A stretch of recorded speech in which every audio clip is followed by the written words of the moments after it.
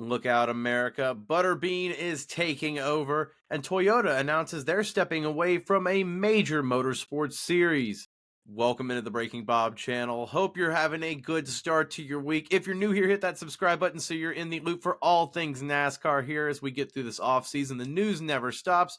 If you've missed it, Ty Gibbs and the 54 team have their crew chief for 2025. Joe Gibbs Racing announced that Tyler Allen will crew chief Ty Gibbs and the 54 team for 2025. He's a longtime race engineer under Adam Stevens, who was the crew chief for both Kyle Busch and Christopher Bell the last few years at Joe Gibbs Racing. Allen was finally promoted to the pit box where he crew chiefed the 20 team for JGR's Xfinity team, leading them to 8 of their 9 wins alongside the Owners' Championship for the 20 team. So while Allen doesn't have a ton of experience at the actual crew chief role at the top of the pit box, he does have a lot of experience in the Cup Series garage, like I said, under Adam Stevens, winning a title for Kyle Busch in 2019. Of course, Chris Gale getting promoted to Denny Hamlin's number 11 team, leaving that 54 team open.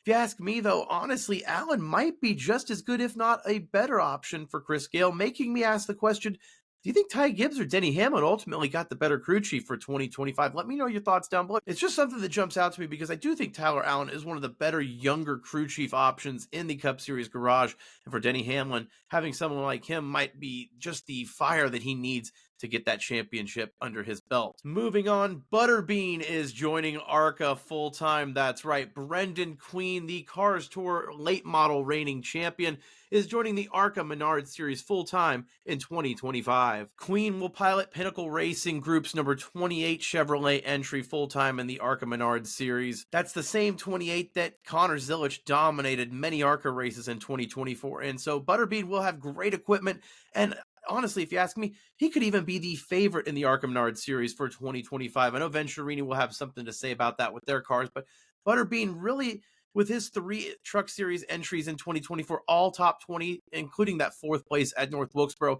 he's shown that even with his Cars Tour champion late model background, he's a guy that if he has some funding, really could have jumped up into the Truck Series, maybe even Xfinity full-time if the opportunity arose, but he's going to get lapped in the ARCA Series, probably lead many races, win many races, and that fan base that he's grown in the late model series is going to grow even further here as more eyes get to meet Butterbean in the foreseeable future. So I'm glad to see Brendan Queen joining the ARCA Menard Series and NASCAR full-time as he starts to join the ladder in the NASCAR world. And finally, our major story, not the NASCAR world today, but I teased it at the beginning of the video. Toyota announced that they will be leaving NHRA after the 2025 season. Kelly Crandall of Racer.com broke the story and added a quote from Paul Dolstall, one of the managers of Toyota Motorsports North America. Quote, "Our NHRA drag racing involvement has brought much success and pride across our entire organization. Our NHRA drivers and teams have truly become part of our Toyota family. We look forward to competing for more wins and championships with our supported teams in the upcoming season, and we will work diligently along the way to make sure that each team and driver has the tools necessary to compete at the highest level for years to come." Toyota leaving NHRA, truly a shocker in the motorsports world. This is after they joined NHRA in 2002. They have over 200 race wins, 12 championships, and even going back to 2014, they're the official car of the NHRA series. So Toyota has invested massively in NHRA. So for them to just completely pull back out of nowhere, it seems,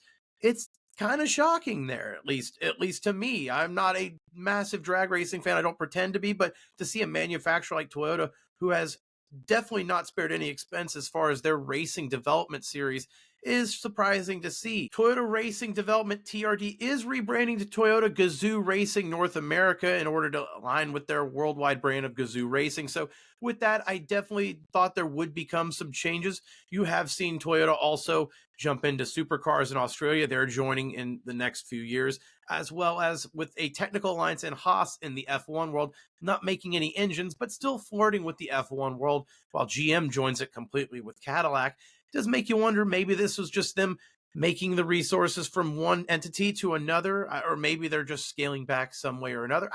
It's just, I don't pretend to know what's going on here, but it is interesting to see a manufacturer, like I said, completely pull out of a series like this after spending so much money in the last 20 years. Let me know your thoughts down below about Toyota leaving NHRA and what that might look for in their whole racing brand moving forward. Again, if you're new here, like this video, subscribe to the channel for more racing content here at Breaking Bob. It helps me out a ton. We'll see you soon for the next video. Stay tuned for more.